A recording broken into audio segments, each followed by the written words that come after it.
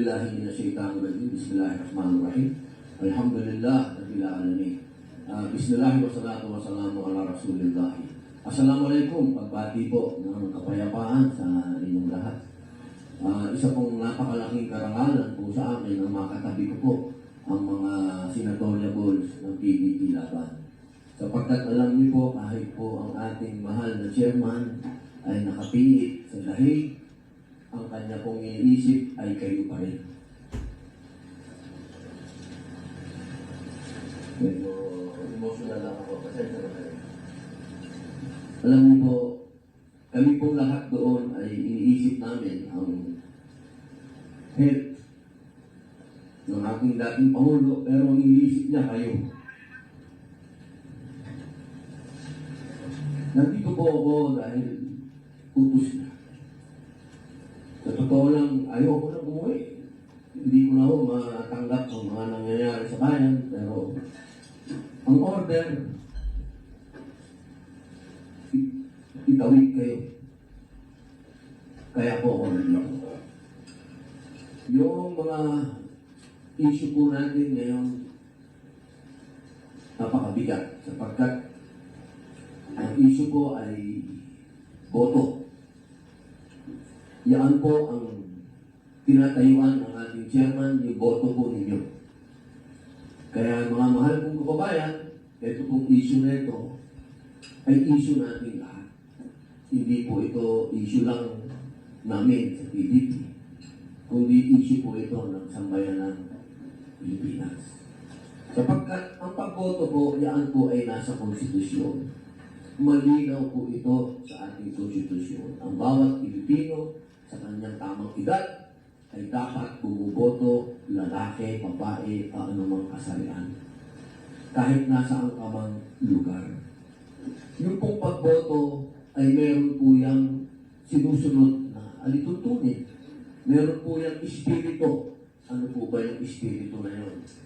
Yung ikaw ay pumupunta sa lugar ng botohan, nararamdaman mo na sumusulat ka, nandoon ka sa voting precinct, ramdam mo na ikaw ay bumuboto, kapangyarihan mo yun, kalayaan mo yun, na bumoto kung sino mamumuno sa iyo. Ito pong issue ng online. Sa totoo lang po, ako po'y galing sa ibang bansa.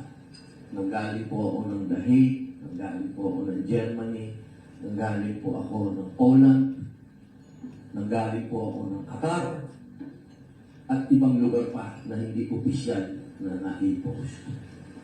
Lahat po, lahat po.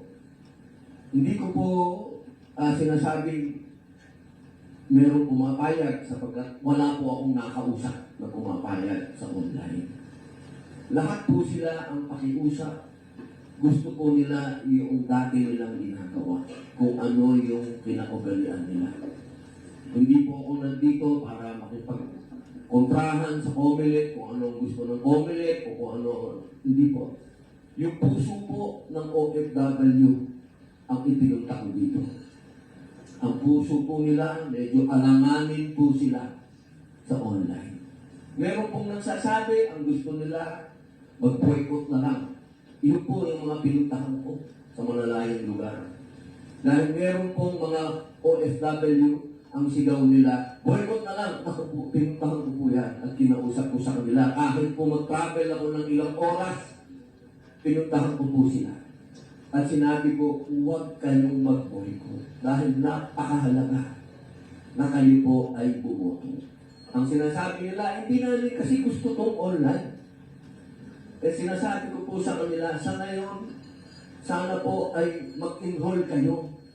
Kahit ako na po ang sumama sa inyo, mag-enroll po kayo kapag kailangan po ninyong bumoto.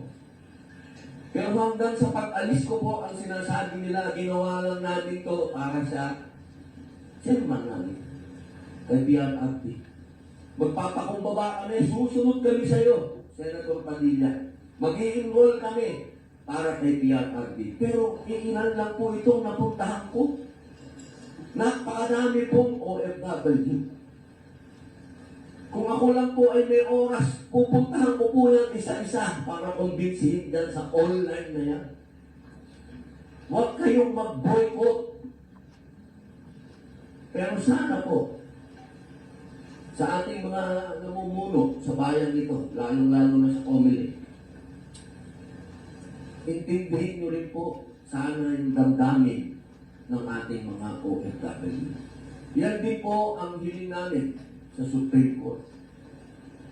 Yung pong denial ng ating mga magigipig na senatorial votes. Ito po ay hindi lamang para sa amin. Hindi lang po ito para sa kapakinabangan namin. Ito po ay para sa lahat. Malinaw po ito na sana,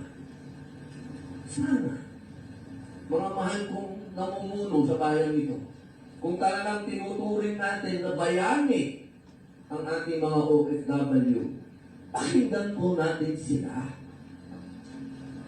Hindi po nararapat na tayo ang magbibigay sa kanila ng mga alituntunin na hindi naman natin muna sila tinanong kung gusto nila.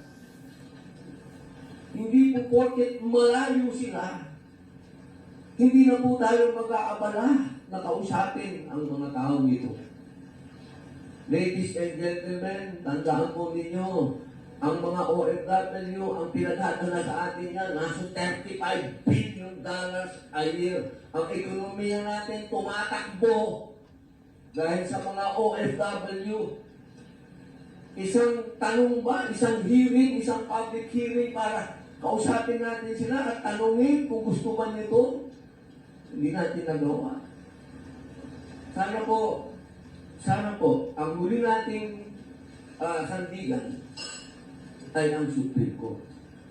Tayo po ay kumakatok sa puso ng ating mga justisya, sa ating mga kinikilalang sila po ang magiging kakampi ng taong bayan, hindi po kakampi ng PSPDP. Ito pong ginagawa namin, hindi po ito para lang sa kapakinabangan ng PDP. Ang hinihingi po namin, sana mabigyan ng tamang panahon at oras ang mga OFW na masabi nila na itong online ay takot na takot po sila. Wala po ako talagang pagsisinungaling dito. Hindi naman po ako kailanman naging sinungaling. Well, marami akong naging babae, pero wala po kasinungaling na ito. Minahal ko lahat yan. Ito pong sinasabi ko sa inyo, nakausap ko po talaga ang mga OFW at sila po ang nagsasabi na delikado at parang wala silang tiwala sa online. Yun lamang po. Maraming salamat. Mabuhay.